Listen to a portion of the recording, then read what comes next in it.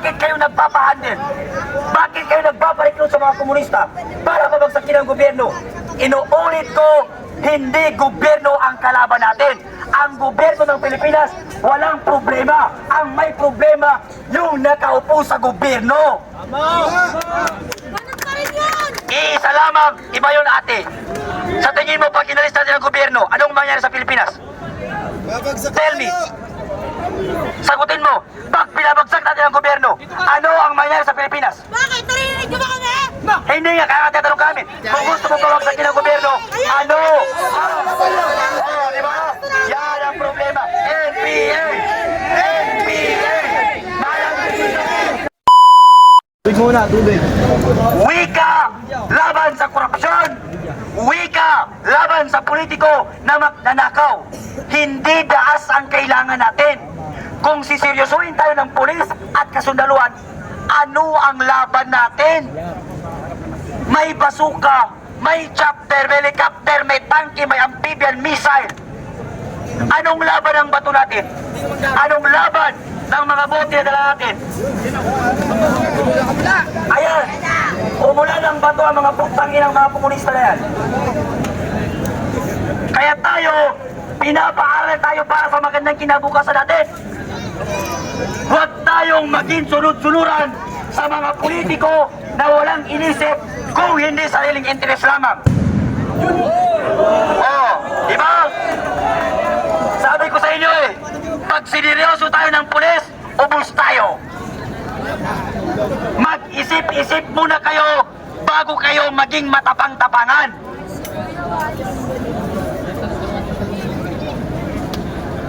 Sana sa mga mahal namin kapulisan, pababain nyo yung mga tao na nasa taas, mga may namahal namin kapulisan.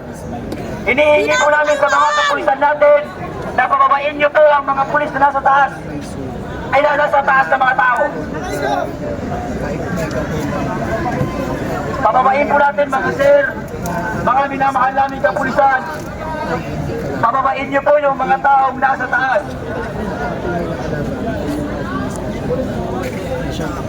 Ano? Mga kabataan dyan, mag-isip-isip na kayo.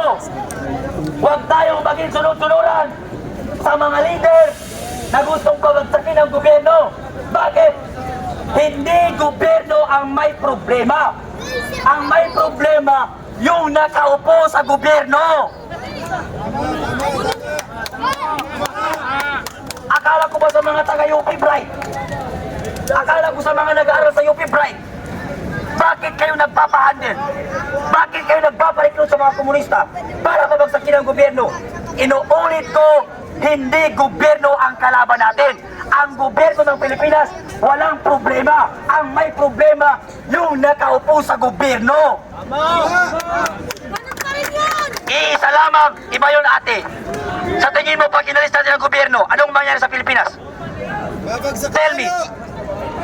Sagutin mo, pag pinabagsak natin ang gobyerno, ano ang mangyari sa Pilipinas? Bakit? Narinig niyo ba kami? Hindi nga, kaya tatanong kami. Kung gusto mo pabagsakin ang gobyerno, ano? Oh, di ba? Yan ang problema. NPA! NPA!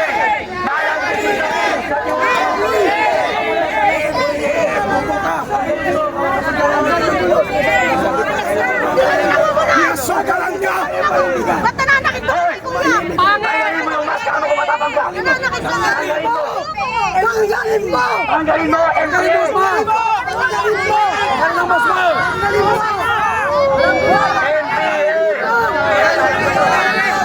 Sinagot lang ang question ng taong bayan. Wala tayong dalawa lang dalawa. Tanggalin mo! Walang mananakit. Matapang ka! Tanggalin mo! Tanggalin mo! Tanggalin mo! Tagas ka! Walang mananakit. Tanggalin mo! Walang mananakit. Mataba! Tanggalin mo! Hindi ang puta! Mataba! Hindi mo lang alam! Butiti! Tanggalin mo!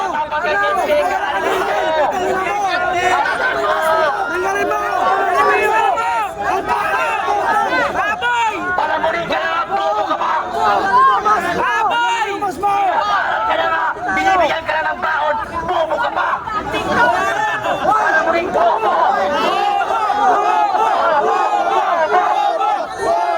Aray ko! Tangina ba, baboy?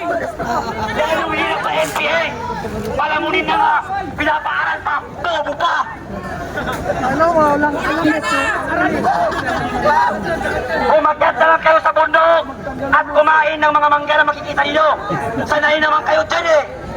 Mga taong bundok. Pinaglalaban yung bulok. Pabagsakin ng gobyerno. Bobo ka ba? Pabagsakin mo ang gobyerno. Sunugin mo ang Malacanang. Anong mayayari sa Pilipinas kung wala ang gobyerno? Bangag ka ba? Hindi ang gobyerno ang may problema. Ang nakaupo sa gobyerno ang may problema. Kaya tayo mga Pilipino, magkaisa tayo. Lalong-lalo na sa mga kabataan. Kayo ay nag-aaral. Huwag kayong magpaparikrut sa mga NPA. Gaya nino, Franz Castro, Renico Patisen, Raul Manuel Labuang, Gabriela. Ba't kayo sasama dyan? Kabataan Parehis, sigaw ng taong bayan, pabagsakin ng gobyerno. Bobo ka ba? Ang sabihin mo, sigaw ng taong bundok, pabagsakin ng gobyerno. Kayo lang naman ang may gustong pabagsakin ng gobyerno eh. Kaya kami nandito para alisin ang mga politiko na kurakot, hindi para pabagsakin ng gobyerno at saktan ang mga kapulisan. Maraming salamat mga kaibigan. Sana magkaisa tayo sa pagkakataon nito. Bakit? Lahat tayo biktima ng korupsyon sa ating bansa. Lahat tayo biktima. Kaya iisa lamang ang kinuha natin ito.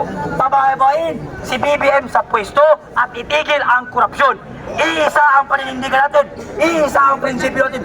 Tayo ay kayumanggi at mga Pilipino. Marapat lamang na imbestigahan natin at pababain si Bongbong Marcos kung hindi na niya kaya ang pamumuno sa Pilipinas. Thank you. Ang mga kasama natin na galing sa Camp Aguinaldo.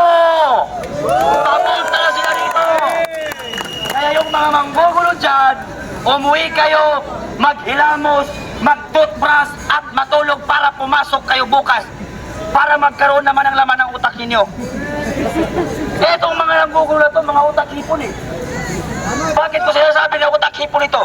Gaya nila Congressman Abante ng mga utak hipon. Gaya nila Saldi ko ng mga utak hipon. Gaya nila Martin Romualdez sa utak hipon. Pati itong mga kabataan ng gugulo, mga utak hipon din. Bakit? Kasi ang hipon, naghalo ang tayo pati utak na hindi kayang paghiwalayin ang tama at mali. Yan. Tanungin natin ang bawat sarili natin, isa-isa. Bakit ako nandito ngayon sa Mindiola? Di ba? O bakit tayo nandito? Di ba para pababain si Marcos? Para maitigil ang korupsyon sa ating bansa? Ngayon, bakit ang kapulisan ang sinasaktan ninyo? Yung mga pulis na yan, si Martin Romualdez ba yan? Yung mga pulis na yan, si Charlie ko ba yan? Yung mga pulis na yan, si BBM ba yan? Bakit sila ang sinasaktan ninyo at binabato ninyo? Sa tingin nyo, pag sineryoso kayo ng mga kapulisan, anong laban ng batong isang bag mo? Anong laban ng bote na dala mo? Mag-isip kayo, yung nag-recruit sa inyo, yung nagbayad sa inyo para saktan at manggulo dito. Sasamahan ba kayo sa loob ng kulungan? Ilang kabataan kayang nahuli? Ilang kabataan kanina ang nahuli? Sinamahan ba sila ng grupo nila? Hindi. Sinamahan ba sila ng nagbayad sa kanila? Hindi. Sinamahan ba sila ng leader nila? Kaya tanungin natin ang sarili nating mga kabataan. Hindi ang kapulisan ang kalaban natin. Ang kalaban natin ay ang mga politikong magnanakaw. Gaya nino, gaya ni Martin Romualdez na tambalusos na magnanakaw. Gaya ni Saldi ko na mukhang buwak na magnanakaw. Gaya ni BBM na bangag na pangulo. Yan ang kalaban natin. Gaya ni Boy Dila na mukhang burat na si Congressman Abante na appointed son ng Comelec na si George Garcia. Biruin mo, hindi na nga binoto ng tao, may kapal pa ng mukha yang si Boy Dila na mamuno. Boy Dila! Hindi ka nga binoto ng kadistrito mo eh. Binoto ka lang ni Comelec. Kaya si Garcia lang ang pagsilbihan mo. Paubos ka lang ng pera eh. Ang dami ng problema ng bansa.